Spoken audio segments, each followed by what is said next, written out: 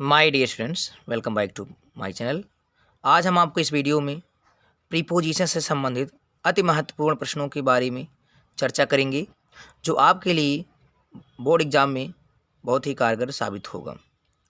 अगर आप इस वीडियो को अंत तक देख लेते हैं तो आपके जो है एक ना एक प्रश्न जो है इससे बोर्ड एग्जाम में जरूर देखने को मिल सकते हैं। इस बार जो है बोर्ड एग्जाम में 20 नंबर के ऑब्जेक्टिव टाइप क्वेश्चन पूछे जाने हैं और उसी को ध्यान में रखते हुए हमने जो है इस टेस्ट पेपर को जो है लिया है, तैयार किया है। इसको आप लोग ध्यान से देखें और इसका अभ्यास करते रहें। उसके बाद हम जो है पार्ट वाइज जो है आपको अन्य चीज़ें भी प्रोवाइड कराते रहेंगे। तो आइए देखते हैं एक एक करके। हमारा प्रश्न है, choose the correct option to answer the following question. यानी आपको सही विकल्प चुनने हैं और चुन के जो है दिए गए प्रश्नों को उत्तर देने हैं। ठीक है, इसमें हमने 4 ऑप्शन लिए हैं क्योंकि इस बार option wise objective type question पूछे जाएंगे, उसी को ध्यान में हमने रख के बनाया हुआ है। तो यहाँ हमने 4 गोले छोड़े हैं, इसी गोले पे जो है आपको रंगना है, पेपर में भी इस तरह से आपको रंगना है। पहला क्वेश्चन है, what is time your watch. यानी आपकी घड़ी में जो है कितने बज रहे हैं, यानी आपकी घड़ी के अनुसार कितने बज रहे हैं। जब आपसे इस टाइप के क्वेश्चन पूछा जाए कि आपकी घड़ी में कितने बज रहे हैं टाइम, तो आपको एक प्रीपोजिशन ध्यान रखना होगा। वो प्रीपोजिशन है इन, एट, ऑन, बाई। तो इसमें जो ऑप्शन नंबर चौथा है बाई, उसी को आपको रंग लेना है क्योंकि बाई ही करेक्ट आपका आंसर हो जाएगा। बहुत ही इंपॉर्टेंट क्वेश्चन है, हर बार एग्जाम में पूछा ही जाता है। What is time your watch. तो जब भी टाइम की बात आएगी, आपकी घड़ी में टाइम की बात हो रही है, तो वहाँ पे आप लोग बाई लगाएंगे, ऐट नहीं लगाएंगे। ऐट का यूज होता है टाइम को शो करने के लिए, आपको बताना है कि अगर एग्जैक्ट टाइम कितना हो रहा है तो वहाँ पे ऐट लगाएंगे। यहाँ लेकिन एग्जैक्ट टाइम दिया नहीं है, इसलिए हम लोग बाई लगाएंगे। अगला है, सी इज गुड। वह अच्छी है मैथमेटिक्स माने गणित में, वह गणित में अच्छी है। तो वहाँ पे पहला option at, in, by, with. तो मे के लिए तो इनका भी यूज होता है, लेकिन आपको ऐसा नहीं करना है। अगर आप मे के लिए इन लगाएंगे तो आपका जो है प्रीपोजिशन गलत हो जाएगा। इसके लिए आपको क्या करना है, सी इज गुड एट मैथमेटिक्स हो जाएगा। यहाँ पे पहला ऑप्शन से होगा। इस बात को ध्यान रखना है, जब आपको गुड और बैड की बात कही जाएगी कि C is good, C is bad, तो आपको याद करना है इसके लिए एड प्रीपोजिशन। लेकिन अगर कहीं पे वीक लिखा है कि वह अंग्रेजी में कमज़ोर है या गणित में कमज़ोर है, तो वीक के लिए आपको एट नहीं लगाना है, बल्कि क्या लगाना है, इन लगा लेना है। यही 2 चीज़ें आपको ध्यान रखना है, वीक के लिए इन और गुड बैड के लिए जो है एट लगा लेना है। तो यहाँ वीक अगर लिखा होता तो हम लोग इन करते हैं। तो देखें, the ring is made gold, यानी जो अंगूठी है बनी है सोने की। तो अगर कोई वस्तु जो है किसी पदार्थ का बना होता है तो वहाँ पे हम लोग ऑफ का यूज करते हैं। ठीक है, तो यहाँ पे फ्रॉम है, बाई है, ऑफ है, ऑन है। तो मेड के साथ अगर आपको ध्यान देना है तो मेड के साथ क्या बना है, गोल्ड, यानी जो अंगूठी है वो सोने की बनी है। यानी अगर एक पदार्थ किसी दूसरे चीज़ से मिलकर बना होता है तो वहाँ पे हम लोग ऑफ लगाते हैं। लेकिन यहाँ पे मेड के साथ हमेशा ऑफ ही नहीं होगा, इस चीज़ को ध्यान देना है। मेड के साथ इन भी हो सकता है। अगर कोई वस्तु जो है किसी देश में बना हो, जैसे made in Nepal, made in China, made in Japan, किसी देश में बना है तो वहाँ पे हम लोग इन करेंगे। तो इस बात को ध्यान देना है। अगला है, सी हैज बीन सफरिंग, वह पीड़ित है फीवर लास्ट नाइट, यानी बुखार से जो है पिछले रात से जो है बुखार से पीड़ित है। तो इसके लिए बहुत सिंपल सी बात है। एक बात मैं बता दूं, अगर आपको कहीं सफरिंग देखने को मिल जाता है तो सफरिंग के साथ आप लोग बेहिचक जो है एक प्रीपोजिशन लगाएंगे, जिस प्रीपोजिशन का नाम है फ्रॉम, सफरिंग फ्रॉम। उसके बाद वाला में लास्ट नाइट यानी पिछले रात से, हम यहाँ पे देखते हैं कि निश्चित समय है या अनिश्चित समय है। तो निश्चित समय के लिए हम लोग सिंस का यूज करते हैं, अनिश्चित समय के लिए फार लगता है, आपको पता होगा। तो यहाँ जो लास्ट नाइट है ये निश्चित समय में आता है, तो निश्चित समय के लिए हम लोग क्या कर लेंगे, सिंस लगा लेंगे। तो जिस ऑप्शन में जो है फ्रॉम सिंस होगा वही ऑप्शन सही होगा। तो इसमें फ्रॉम फार है, सिंस फ्रॉम है, फ्रॉम सिंस है और सिंस फार है। तो हमारा फ्रॉम सिंस होना चाहिए, चूंकि ऑप्शन नंबर हमारा तीसरा सही होगा। तो इसी तरह से आपको जो गोले सिर्फ करने हैं, आपको ट्रिक नहीं लगाना है बल्कि गोले लगाने हैं। लेकिन हमने यहाँ पे जो है सही करने के लिए जो है इसको आप बता दिया है। अगला देखेंगे, सीता इज टेकिंग रेस्ट, पिछले बार बोर्ड एग्जाम में आया हुआ था 2021 में। सीता इज टेकिंग रेस्ट यानी सीता जो आराम ले रही है, ए टाल ट्री, एक लंबे पेड़ की। अब बताइए, जो आराम करता है लंबे पेड़ के नीचे ही करेगा, आप ऊपर तो कर नहीं सकता है। ऑप्शन क्या है? अंडर नीचे, इन में, अबाउट माने आसपास, लगभग, विद इन माने के अंदर। तो जो भी कोई आराम करेगा वो पेड़ के नीचे ही करेगा, इसलिए हम लोग नीचे के लिए क्या कर लेंगे? अंडर लगा लेंगे, जो आपका ऑप्शन और पहला है। बोर्ड एग्जाम में पिछली बार ये पूछा गया था, इसको आप ध्यान देंगे। अगला क्वेश्चन देखें, लिखा है it has been raining morning, यानी बारिश हो रही थी सुबह से, यानी सुबह से बारिश हो रही थी। तो कोई काम जो है कंटिन्यूअसली यानी लगातार जब चलता है किसी समय से, तो वहाँ पे हम लोग सिंस या फार का यूज करते हैं। अगर निश्चित समय है तो सिंस का यूज करेंगे, अनिश्चित समय है तो फार का यूज करेंगे। निश्चित समय में जैसे किसी को हम लोग काउंट कर पाएँ, जैसे दिन हो, दिन का नाम, महीने का नाम, समय को ज्ञात हो, जो वो निश्चित समय में आता है। तो यहाँ पे मॉर्निंग जो है निश्चित में आता है, तो इसके लिए सिंस लगाएंगे। तो ऑप्शन नंबर जो दूसरा है आपका, यही सिंस है, तो दूसरा आपका राइट आंसर हो जाएगा। ठीक है, लिखा है अगला, डिड यू लिसन, क्या तुमने सुना? व्हाट आई सेड, जो मैंने कहा। अब एक बात बता दूं कि लिसन के साथ एक कुछ फिक्स ऐसे प्रीपोजिशन होते हैं जो आते हैं, तो आपको याद कर लेना है। लिसन के साथ जब भी आएगा तो टू आएगा, ये फिक्स है, इसको याद कर लेना। कुछ प्रीपोजिशन जो होते हैं फिक्स होते हैं, इसको आपको याद ही करना है। लिसन के साथ टू आता है। ठीक है, did you listen to what I said.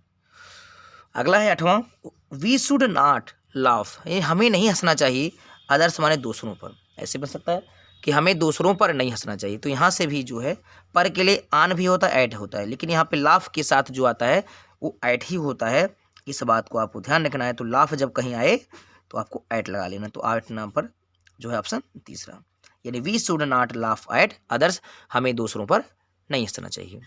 अगला है ही वेंट टू लखनऊ, वह लखनऊ गया कार से, वह लखनऊ कार से गया। तो इसके लिए मैं बता दूं कि जो यहाँ पे कार है वो यातायात का एक साधन है। जब भी यातायात का कोई साधन हो, चाहे साइकिल हो, कार हो, बस, ट्रेन, हवाई जहाज, अगर यातायात का साधन कहीं पे आपको दिखे तो उसके लिए आपको याद कर लेना है बाई का यूज। क्या कर लेना है?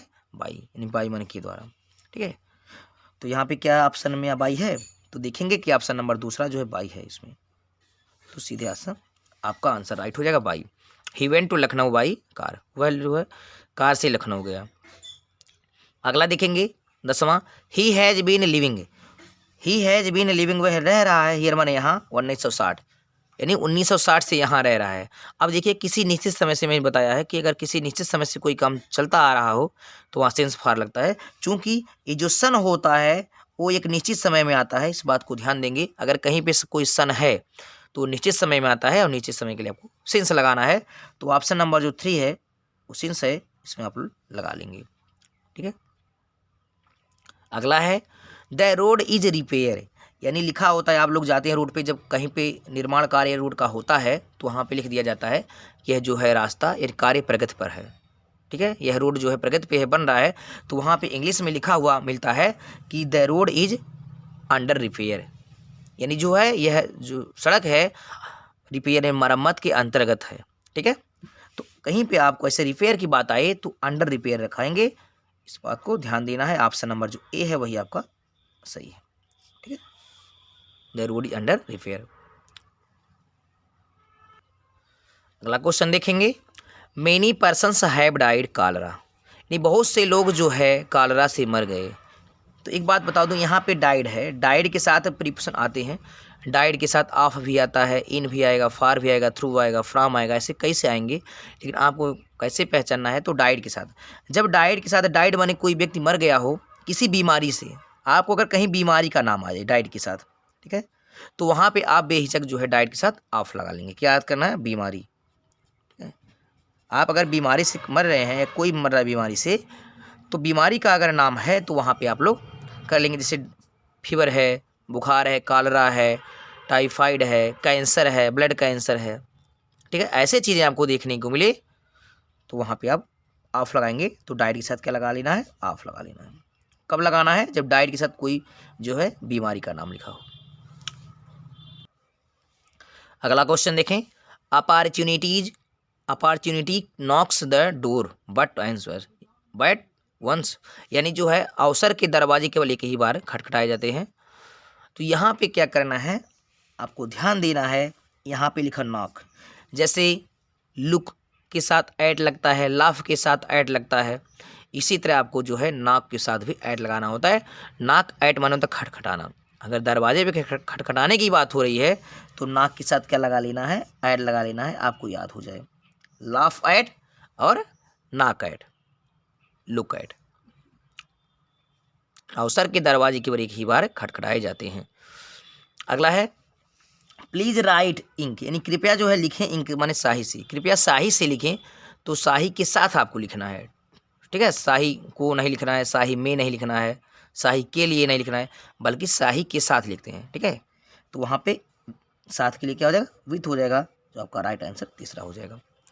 अगला है वाटर इज नेसेसरी लाइफ, यानी जल जो है नेसेसरी माने आवश्यक है, लाइफ माने जीवन के लिए, जल जीवन के लिए आवश्यक होता है। तो जल जीवन के लिए आवश्यक होता है, तो के लिए का टू माने को हो जाएगा, फार माने के लिए, में और ऐट पर। तो यहाँ पे के लिए का स्पेलिंग क्या हो जाएगा, फार हो जाएगा, जो ऑप्शन नंबर आपका 2 सही है। Water is necessary for life. आगे देखेंगे स्मोकिंग इन इंजूरियस, यानी धूम्रपान करना खतरनाक होता है, किसके लिए, हेल्थ, स्वास्थ्य के लिए। तो यहाँ पे धूम्रपान जो स्वास्थ्य के लिए हानिकारक होता है, तो इसके लिए क्या करना है, आपको याद कर लेना है, इंजूरियस के साथ फार नहीं लगाना है। धूम्रपान स्वास्थ्य के लिए हानिकारक, वैसे तो हिंदी इसका के लिए आ रहा है, तो के लिए का स्पेलिंग तो फार है, लेकिन यहाँ पे फार का यूज नहीं करना, यहाँ पे आपको करना है टू लगा लेना है, ठीक है। टू और फार दोनों मतलब होता है, के लिए का सेंस आता है। तो smoking is injurious to health हो जाएगा। अगला है दे आर सेटिस्फाइड, वे संतुष्ट हैं, योर प्रपोजल माने तुम्हारे जो है प्रस्ताव से। जब सेटिस्फाइड आ जाए तो सेटिस्फाइड माने संतुष्ट होता है, वहाँ पे आप विद लगाएंगे, ठीक है। वे तुम्हारे प्रस्ताव से जो है संतुष्ट हैं, तो यहाँ पे विद लगाएंगे। इस बात को ध्यान दे देना, ऑप्शन नंबर पहला सही है। अगला है the policeman rain the thief, यानी पुलिसमैन जो है, सिपाही जो है, रन दौड़ा, किसके पीछे दौड़ा, थी, चोर के पीछे दौड़ा। तो पीछे के लिए आपको क्या करना है, आफ्टर पीछे होता है, आफ्टर में बाद में, बाई माने के द्वारा, फ्रॉम माने से, बी फॉर्म पहले। तो चोर जो है पहले तो दौड़ेगा नहीं, पुलिस जो है चोर के पहले तो आएगा नहीं, चोर के पीछे ही दौड़ेगा, चोर के पीछे ही पुलिस पड़ती है। तो पीछे के लिए क्या रखता है, आफ्टर माने बाद में, और जो चीज़ें बाद में होती हैं वो पीछे होती हैं, तो यहाँ पे हम लोग क्या लगाएंगे, आफ्टर। तो चाहे आपको रैन आफ्टर दिखने को मिल जाए या रन दिखने को मिल जाए, यानी रन का कोई भी फॉर्म जो है फॉर्म मिल जाए, तो आपको क्या भर देना है, आफ्टर। अक्सर ऐसे भी मिल सकता है, the dog ran after the cat, ठीक है, या the cat ran after the mouse, यानी किसी के पीछे भागना, द रैन आफ्टर मतलब के पीछे भागना, ठीक है। पुलिस चोर का, कुत्ते बिल्ली का चूहों से इसे जो है पीछे भागने का काम होता है। तो यहाँ पे आप देखेंगे कि अगर रैन रैन दिखे तो आपको तुरंत आफ्टर लगा लेना है। अगला है राहुल इज वीक, राहुल कमजोर है इंग्लिश में, अंग्रेजी में। अभी हमने इसके पहले बताया है गुड वाला कि सी इज गुड मैथमेटिक्स, वह गणित में अच्छी थी, तो वहाँ पे हम लोग ऐट लगाए थे। मैंने भी सिखाया है कि गुड और बैड के लिए जो है आपको क्या कर लेना है, फिर से एक बार लिख दें, गुड और बैड। आपको अगर कहीं दिखे किसी चीज़ में आप अच्छे हो, बुरे हो, तो वहाँ पे ऐट लगाएंगे, और किसी चीज़ में आप कमज़ोर हो, किसी सब्जेक्ट में, तो वहाँ पे ऐट ना लगा के इन लगाएंगे। तो राहुल इज वीक, राहुल कमज़ोर है किसमें, इंग्लिश में, तो यहाँ पे इन लगाएंगे। इन बात को ध्यान देना। अगला है वी आर प्राउड, हमें गर्व है, आवर कंट्री में, अपने देश पर, हमें अपने देश पर गर्व है। तो प्राउड के साथ एक बात ध्यान दें, प्राउड के साथ आप ही होता है, तो हमें किसी पे गर्व है, किसी को अपने पुत्र पे गर्व है, किसी को अपने आप पे गर्व है, किसी को अपने देश पे गर्व है। तो यहाँ से एक क्वेश्चन पूछे जाते हैं कि उसे अपने पुत्र पर गर्व है, अपने देश पे गर्व है। तो गर्व के लिए क्या करेंगे, प्राउड होता है, प्राउड के साथ आपको ऑफ लगा लेना बेहिचक कि we are proud of our country, हमें अपने देश पर जो है गर्व है। अगला है ही वाज पनिश्ड, उसे जो है दंडित किया गया, मेकिंग ए नॉइज, यानी शोर मचाने के लिए, उसे शोर मचाने के लिए जो है, शोर करने के लिए दंडित किया गया। तो करने के लिए, तो के लिए का सेंस क्या आ जाएगा, तो फार आ जाएगा। तो इस चीज़ को ध्यान देना है आपको, फार ऑप्शन हो जाएगा कि he was punished for making a noise. अगला है आई विल रिटर्न, मैं लौटूंगा होम मन घर, इवनिंग में शाम। इसके लिए क्या होता है, देखिए भविष्य के समय को तक के अर्थ में दिखाने के लिए, इस बात को आप नोट कर लें कि भविष्य के समय को तक के अर्थ में दिखाने के लिए, तक के अर्थ में, अगर आप व्यक्त कर रहे हैं भविष्य के समय को, तो वहाँ पे आपको यूज कर लेना है बाई का यूज। इसका यूज बाई का यूज। लिखा है आई विल रिटर्न, मैं लौटूंगा घर, मैं घर लौटूंगा कब? शाम तक, यानी शाम आया ही नहीं है, शाम भविष्य का टाइम है। अब यहाँ पे विल या शैल जानते हैं कि आपके भविष्य के टाइम को शो करते हैं फ्यूचर में।